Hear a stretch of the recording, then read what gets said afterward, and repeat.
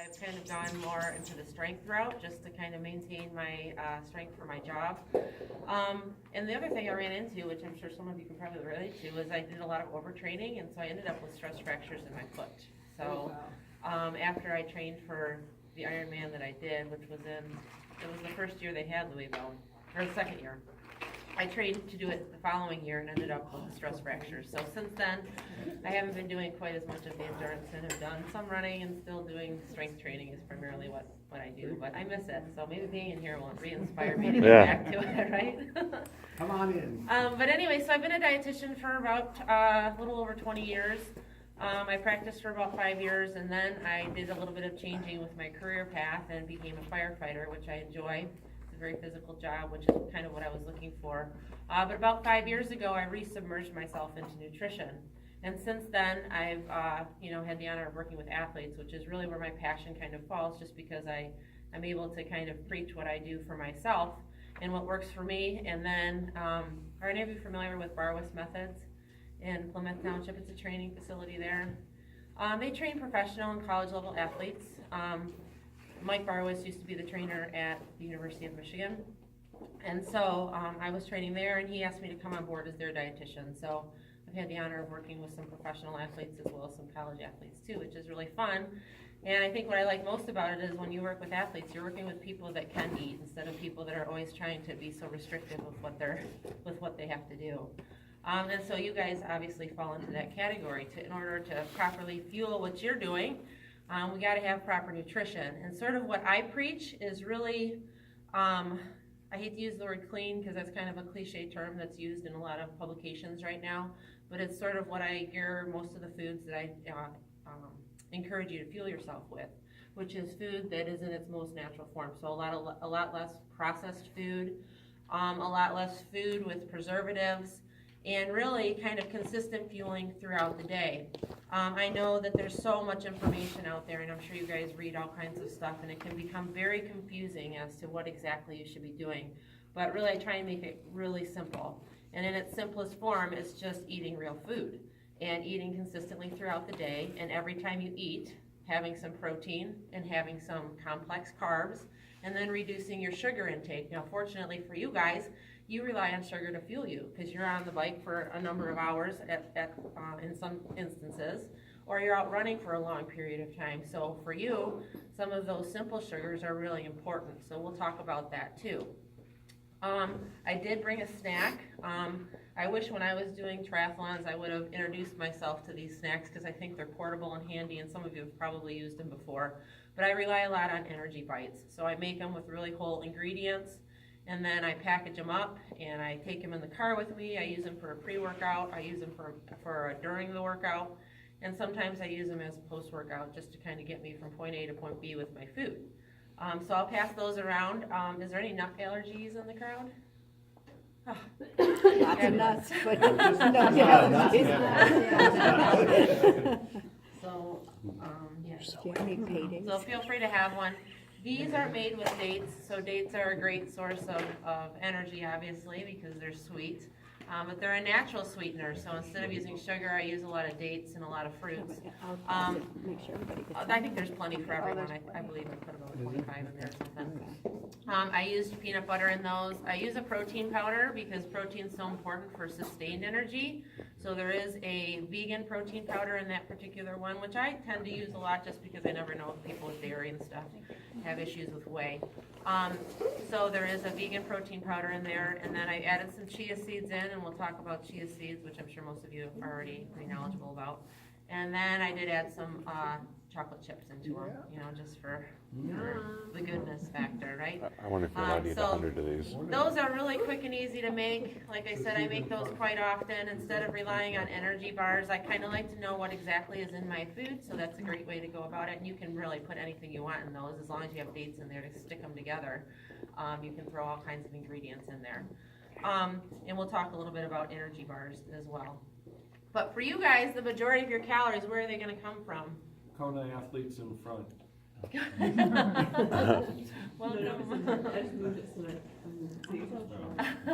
So the majority of your calories as an endurance athlete are going to come from carbs, right? So there's a difference between simple carbs and complex carbs.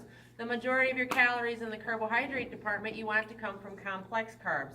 So those are going to be things like sweet potatoes, brown rice, bean-based pastas. Has anybody tried some of the bean-based pastas that are available? No, so Trader Joe's is a really great place to shop just because most of their foods, or all their foods, are preservative-free.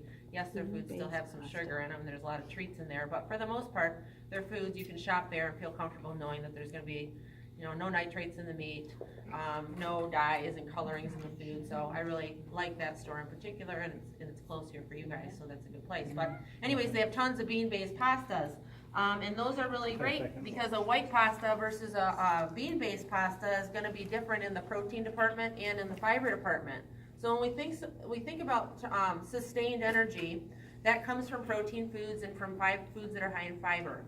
So these bean-based pastas, when you look at a regular pasta, there's maybe 2 or 3 grams of protein in a serving. When you look at a bean-based pasta, like this red lentil pasta or this black bean pasta, we're looking at 13 grams of protein and closer to about 15 to 20 grams of fiber. So this is going to be a much more nutritionally dense, solid food choice for you versus just having a white pasta. And really for us as athletes, it's what we do when we're not working out that really has such an impact on when we are working out. So making sure that you're eating really solid foods in your recovery moments is really important to help fuel you during your actual endurance and working out portions. So these are really good choices. Whole wheat pasta is right up there too, not quite as much fiber and protein, but still a good complex carb. You can also get chickpea pasta, which is another one that has anybody tried this? So this is a product that's made in Detroit actually, but it falls right in line with the bean-based pasta. So the only ingredients that you're gonna find in any of these are the bean or the lentil and maybe some salt. So just a really good, especially for an endurance athlete, a really good choice for a complex carb. So other complex carbs are going to be sweet potatoes. It would be quinoa. Has everybody here tried quinoa? Oh, yeah. Yes. Yes? Okay, so quinoa is another, that's the lentils. I know there's quinoa. Oh, here it is. Okay, so quinoa is another great complex carb to include. So 50 to 55% of your calories as an endurance athlete are going to come from complex carbs. That sounds like a lot, but when you look at your plate, that's where you want the majority of your food to come from. Lentils are another great complex carb, so beans and lentils, even if they're not in the form of pasta, that's another great source of those complex carbs. Another grain that I really like, that maybe some of you have tried, is millet. Has anyone tried millet? Mm-hmm. Yes? Great. So this can also serve like a oatmeal. So sometimes I'll make this and I'll use it as an oatmeal substitute because there's actually more fiber, a little more protein in the millet than there is even in oats. But oats is another complex carb. So that's where you want the majority of your calories to come from as an endurance athlete. You said 55%? 50 to 55% of your calories are going to come from that. Now, right now, that might be a hard thing for you guys to wrap your brain around because what's the big push in the nutrition world right now when you look at all the articles that are out there? Not necessarily from good sources either. Is what? Yep. So a lot of it is pushing ketogenic type diets or really low carb diets. But for you guys, that's just not functionally smart to do because you need those carbs as your source of fuel. So you, like I said, you fall into this class of people who is really kind of fortunate that carbs are your main source of fuel and you don't want to eliminate carbs when it comes to your training. Yes, you do want to be mindful of what types of carbs you're eating. So like I said, you want them to come from complex sources. And the other thing that we're going to talk a little bit about is how to time these food around your workouts and where to kind of place these carbs as well. So I packed a whole day's worth of food that I'm going to kind of show you how your day should unfold as well for your training. So those other types of carbs that I will be introducing with my food bag here is some granola. So granola is another great source of carbs. Some are better than others, some are really high in sugar, and some are not. They've started to add protein to some of the granolas too, which is really cool. So I'll go through some of those with you as well. And then we move into protein. So protein, how much do you think, what percentage do you think you want your protein to be on your plate or for your day? 25%. Yep, so 25 to 30% of your calories are going to come from lean protein sources. So protein foods are going to obviously be our meat. Is anybody here vegan or vegetarian? No, just Mo. Mo's a vegan. She's an endurance runner, by the way. I feel like you could like sit on a bike or something, you're over there standing. So lean meats, eggs would be another great source. So some of the complex carbs are really high in protein too, so that's kind of refreshing. When you sit down, you have a large plate of your bean-based pasta, you really don't even need to add a meat to it because you're already getting that protein from your pasta. So that makes for a quick and easy meal without having to add more protein to it. Metabolically, we can only digest and utilize 30 grams of protein in a 90-minute period of time. So what happens when you go out to eat and you get a huge piece of meat? Where is all that extra storage or extra grams of protein going to go? If we're not active at that moment or throughout the day, then it's going to be stored as fat. So just be mindful of how much protein. Sometimes as athletes we get into the mindset of more is better, so we double up on the protein powder, or we are eating more protein as a trying to get more fuel that way. But in all reality, your body can only utilize so much at one time. So keep in mind that that's about 30 grams at any sitting. So 30% of your calories are going to come from the protein. What about the fat? 15. What's that? What's whatever's left over? Yeah, whatever's left, yeah. 21 minus the 3. Yeah, you did the math. So yes, we want about 15 to 20, percent of our calories to come from fat. And the fat sources are going to be obviously healthy fats. So healthy fats are going to be things like avocados, the fats that we get in our nuts and seeds, the fats that we get in some of our lean meats.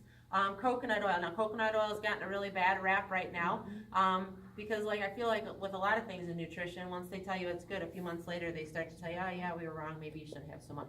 So obviously with those types of things, coconut oil does have some good fat value to it. However, we don't want to overdo it in any of the oils that we're using.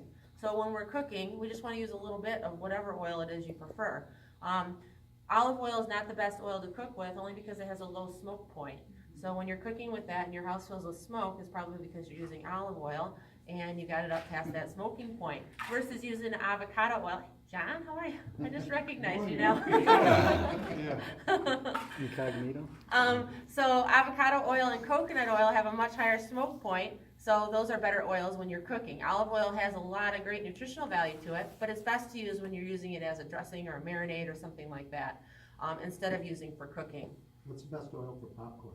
Popcorn? Probably butter. Yes. And that's the other thing. No, put in it, cook in it, not the microwave. Probably peanut oil. But anytime that you're choosing between a margarine and a butter, obviously a butter, I always preach less ingredients, right? So the butter has got less ingredients, just don't use a ton of it. But avocados are a really great fat, nuts are a great fat, and I have a feeling that most of you guys probably utilize those two great sources of fat. They say you should eat a half avocado a day. So whether that comes in the form of guacamole or whether it comes in the form of just a plain old avocado, Trader Joe's has these great mini avocados too that are nice because then you can eat the whole thing and not have to worry about saving half of it for later and it goes brown or whatever else. But oftentimes I use the avocados as a salad dressing just because it's nice and it mixes up well. And I brought another little sample of a guacamole that I like to also use as a dressing. So that's going to make up our plate. So we want 50 to 55% of our calories to come from complex carbs. We want 30% to come from our protein sources, and then we want a little bit of that to come from our good fats. So, any questions on that so far? No? Okay, so one question that I often get is how many calories do I need? How many grams of protein do I need? How many grams of fat do I need? Should I be counting my macros? So that's a really individualized thing, and that's what I do in an individual counseling session is I figure that out, because for me to give you numbers for that, it might be okay for one person, but it's not okay for everyone else. You guys know your bodies obviously pretty well, and you kind of have to moderate your calories and all those different things based on how you feel. And you also know that so many foods that are up here may not agree with someone's guts, but do agree with other people's guts. So when you're thinking about fueling yourself throughout the day, you have to go with things that are tried and true, and things that you know are not going to be upsetting to you. So when you're training, things that you're eating before you come here is actually a test for, is it going to work on my race day? So make sure that you're practicing with certain foods, like oatmeal, which is a great pre-workout kind of fuel, but if that doesn't agree with your guts, then we got to try some other things. So I brought a lot of products with me just to kind of show you some of the different things that are out there and the rationale behind why they're good and why they're maybe not the best choices.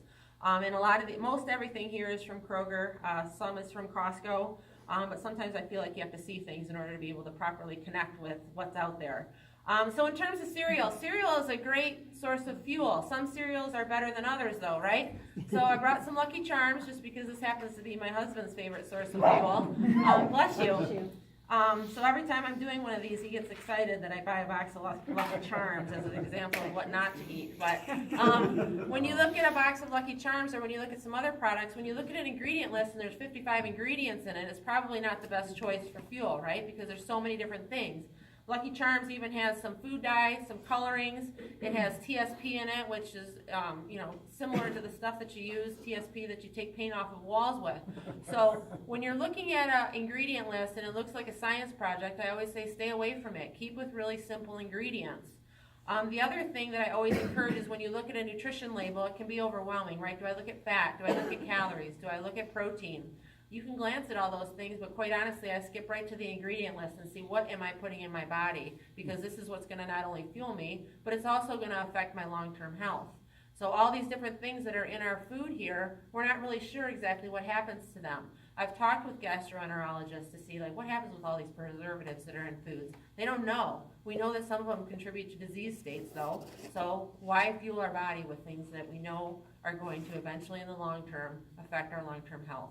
So I encourage you to avoid all things that we don't recognize when it comes to an ingredient list. So look there first. So like I said, with Lucky Charms, you look at that. Then you might glance up to the carbohydrates. They're going to be really high, which isn't a horrible thing. Some people fuel their endurance sports on Captain Crunch, right? Because it's something that's simple, and it's also something that is a quick into your your fuel source. So that's going to be something that's effective for when you've got something long-term going on. But there's also better choices that have less ingredients that will still have that same effect.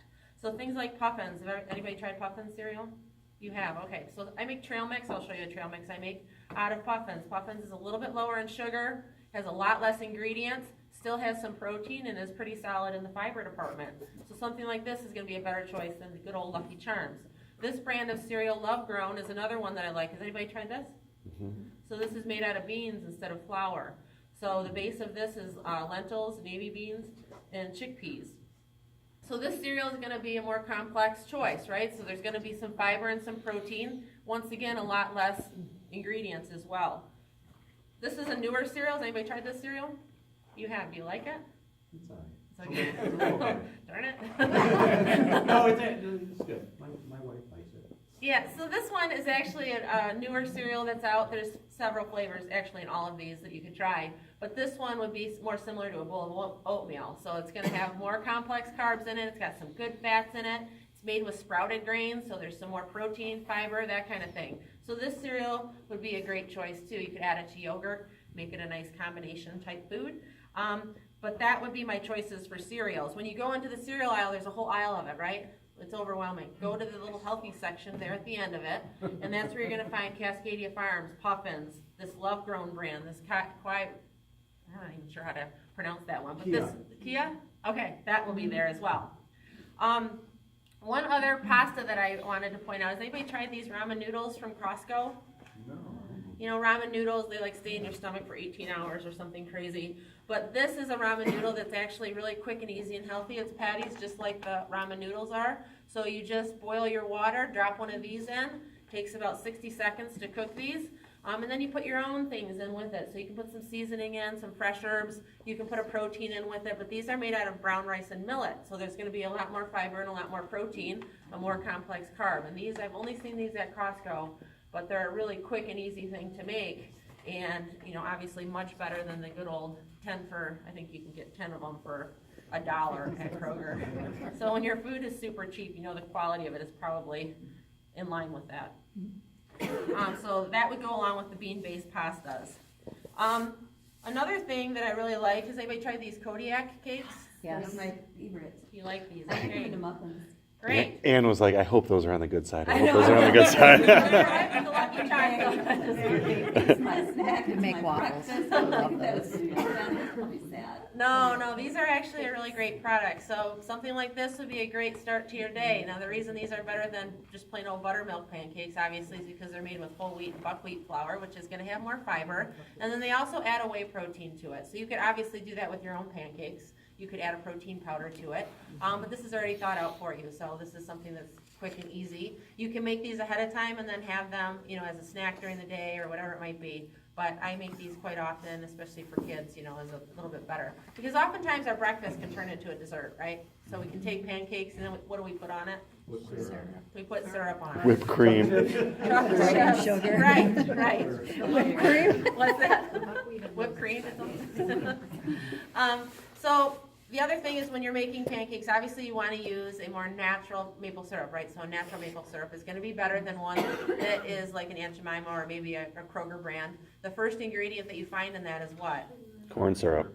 Right, high fructose corn syrup. So that's one of these artificial ingredients that we really want to try and avoid. That actually interferes with the leptin in our brain that makes us feel full. So anytime you see that in a product, I'd rather it say regular sugar than the high fructose corn syrup.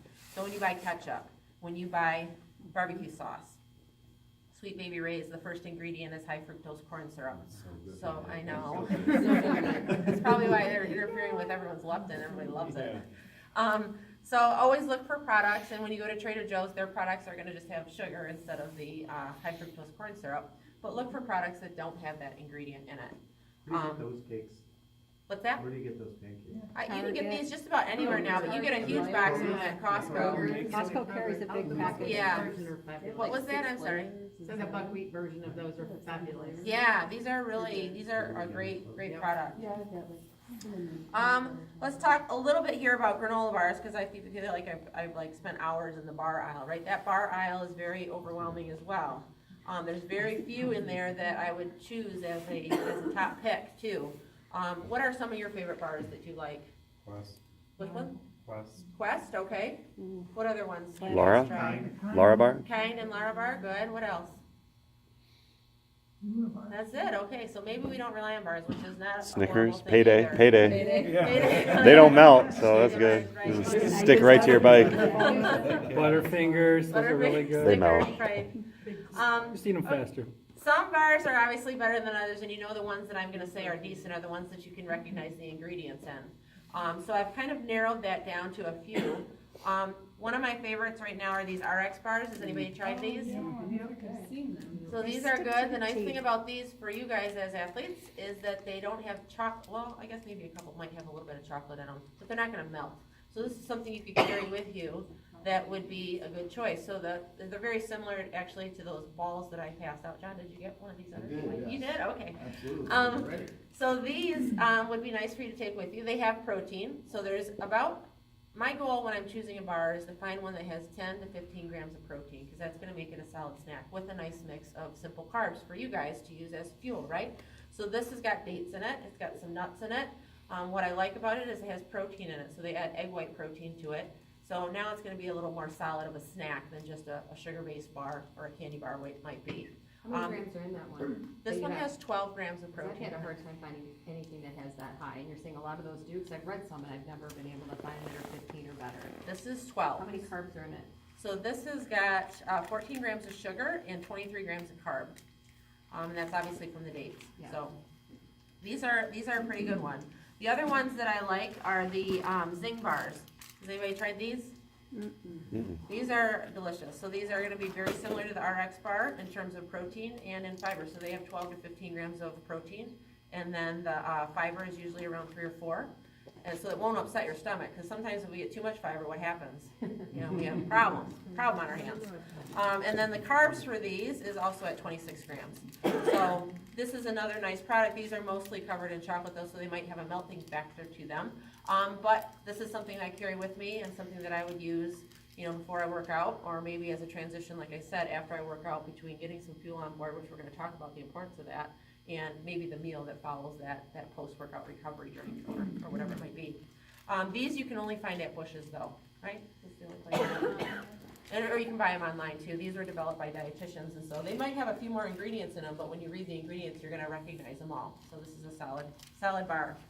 The gluten-free bars are another one that I like. I'm not necessarily, obviously everybody needs to be gluten-free, but these are just very similar to the RX bar. So they add a little bit of protein to these, and then the sweetener is gonna come from dates as well. Yes, Where do you get your RX bars? Because the only place I can find them is on Amazon. you can get those just about everywhere now. Can So you? you can get them at Trader Joe's, you can get them at Fresh Time, and you can get them at Myers, for sure. Better Health. Oh, and Better Health, yeah. Because I know like Kroger doesn't have them. Kroger does not carry those yet, but Myers does, and I usually get them at Trader Joe's. Lifetime has them too. Did it really? Oh, yeah, so I've heard Lifetime doesn't have them. Just saying they have them. So Lara bars are a great bar too. The problem with Lara bars is there's not any protein.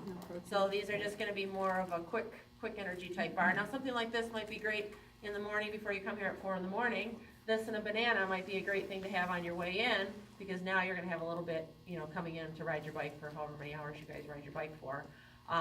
But this is good for a quick source of carbs. Other bars that I have found that I like that are similar to Kind bars are these Cascadia Farms. So they have regular granola bars and then they have protein granola bars. So they've added some pea protein to these, and now they're more similar to like a Kind bar with even a little bit more protein. So something like this is a solid snack too. I have a question real quick. Yeah, go Soy ahead. lecithin, because there's a lot of men in here. Soy is not good for men, but isn't soy lecithin in everything is a binding agent? It's in a lot of things as a binding agent, but the stuff that I'm suggesting, no, it's not. Is it non-GMO too, most of them? Most of them are, The yes. soy is the other one that's really hard to find non-GMO on. It is, Yeah. because most soy is, Like 93%, yeah. Right. Yeah. yeah, and I do encourage you to avoid soy, especially obviously for men, but, they've done, the studies that they've done for women with breast cancer have kind of come full circle too.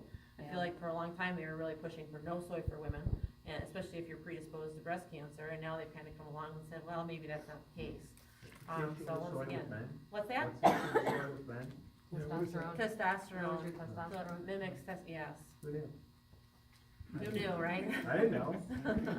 Think about a gallon. Really? Just getting So no edamame tonight is what you're saying? or no? No, it's more moderation with it. So edamame is a great source of soy, it's a great protein. But yeah, you just don't want to go overboard with it and have that be your only source of protein, which some people do, especially if they're vegan.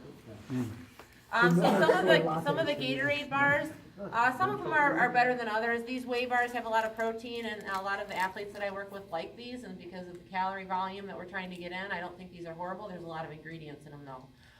So they also have a fuel bar, which is lower in protein and gonna be higher in carbs, but something like this isn't a horrible choice. It's just probably not as good as some of the other bars that I've pointed out.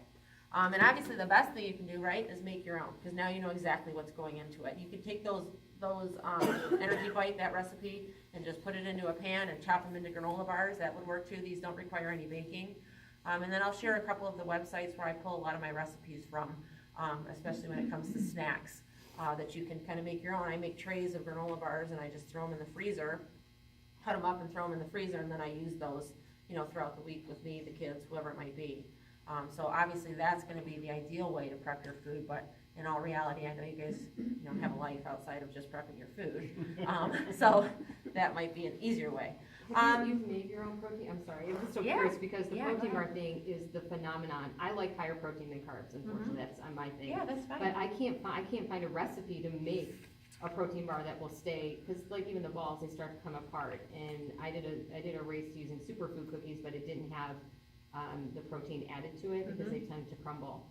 So You have to play around with it a little bit, yes. There's a website called Running on Veggies. Has anybody, heard of her? So this girl's got like really cool job. She goes around and she travels to different Olympic athletes' places of training, and she cooks for them. And so she's got some really great recipes for balls and bars and that kind of thing. She has a recipe for a banana peanut butter granola bar, and that's the one that I use as my base. But it's always got dates in it, and dates is the binding agent. So if you find that things aren't sticking together, add more dates. What was the name again? Running on Veggies Running on is the name of it. That's the thing too, is I don't use a lot of vegan proteins because it's such a new thing. Yeah. So I'm not used to that, and thank you, that's a good thing to point out. The thing with any of these recipes is you can add protein powder to them. So even if they don't call for it, I add it to it.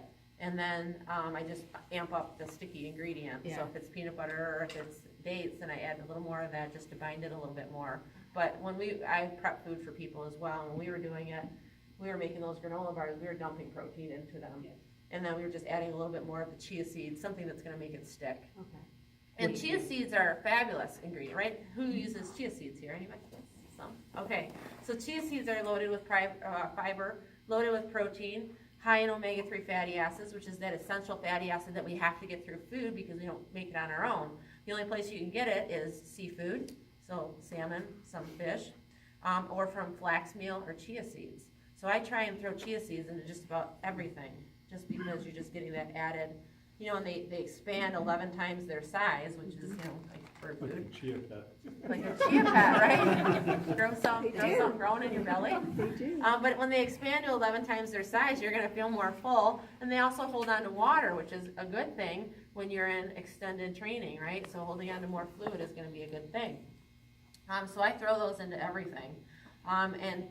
Flax seeds, the thing to keep in mind, you want it in the meal form because you don't digest the seeds. So basically you're eating them, and then what happens? You poop them out, basically. So if you're gonna do flax, make sure you get it in the meal form. And you can throw that in your oatmeal and throw that in your smoothie. You know, kind of throw it into everything is what I say. Hemp seeds are another great source of these complex carb, but really high in protein, really high in the omega-3 fatty acids again, and then also really high in fiber and protein. So these are another thing that I throw into. I'll show you, I brought some other food that I threw this into to show you, but this is another great way of just getting that sustained energy and a really solid food choice. Okay, the other bar I just wanted to point out, these are two that I found more recently, and they're in the refrigerated section. Has anybody seen these Wella bars or these Perfect bars? These are very similar to the Energy Bites. For you though, they're gonna have a lot more protein in them because they add that pea protein into them. So whether it's whey, whether it's pea, you know, we just wanna get that source of protein in there. And I know the most readily absorbed form of protein is gonna be a whey isolate.